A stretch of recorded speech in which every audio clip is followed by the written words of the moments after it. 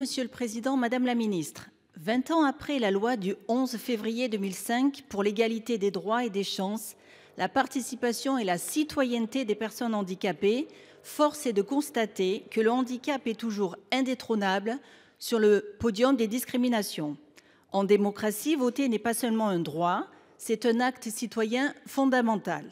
Bien que garanti par l'article 29 de la Convention relative aux droits des personnes handicapées des Nations Unies, ratifiée par la France en 2010, la participation des personnes en situation de handicap à la vie politique et publique présente encore aujourd'hui de nombreux obstacles.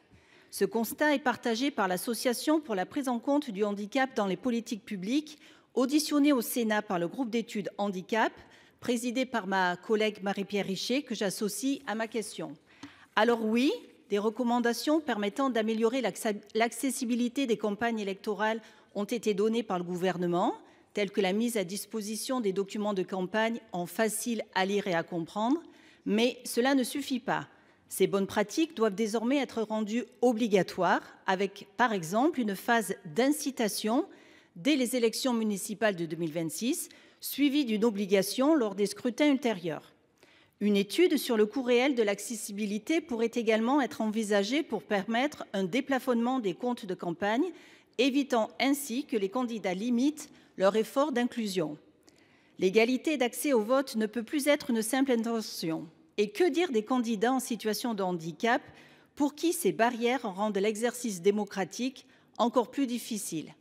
Aussi, afin que ces personnes ne subissent pas, en plus d'une peine sociale, professionnelle et familiale, une exclusion de la vie citoyenne, Madame la Ministre, pouvez-vous nous préciser les mesures que vous envisagez pour garantir, dès les prochaines échéances électorales, une accessibilité effective aux processus électoraux pour les personnes en situation de handicap? Je vous remercie. Merci Madame la Ministre. Merci Monsieur le Président. Madame la Sénatrice, peut-être rappeler qu'effectivement, depuis l'adoption de la loi du 11 février 2005, plusieurs mesures ont été adoptées pour permettre l'accessibilité physique du processus électoral. En amont de l'élection, des consignes précises sont passées aux organisateurs de scrutin en matière d'accessibilité physique des bureaux de vote.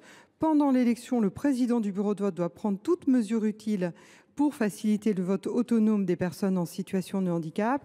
Et enfin, en aval de l'élection, le ministère de l'Intérieur organise des retours d'expérience qui permettent de recueillir tout signalement relatif à un manquement dans l'accessibilité des bureaux de vote. 3 autres axes majeurs de progression sont intervenus depuis la loi 2005. D'abord, les obligations en matière d'accessibilité de la propagande et de la campagne électorale ont été renforcées. Ensuite, les démarches électorales en ligne, interroger sa situation électorale et demander son inscription sur les listes électorales ont été rendues 100% accessibles. Enfin, la loi de programmation pour la justice du 25 mars 2019 a reconnu inconditionnellement le vote pour tous les majeurs protégés. Mais vous avez raison, Madame la Sénatrice, nous devons toujours nous engager pour améliorer l'accessibilité des processus électoraux et plus largement l'engagement dans la vie publique des personnes en situation de handicap. C'est pourquoi le ministère de l'Intérieur travaille par exemple à la rédaction d'un guide de bonnes pratiques à destination des partis et des candidats sur la rédaction de la propagande électorale en FALC.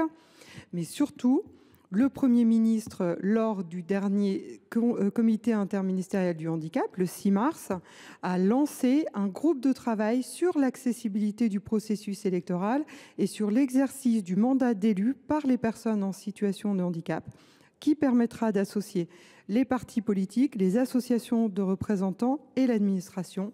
Et ce sera le lieu idoine pour échanger sur les différentes mesures que vous évoquez aujourd'hui qui nous permettront de progresser.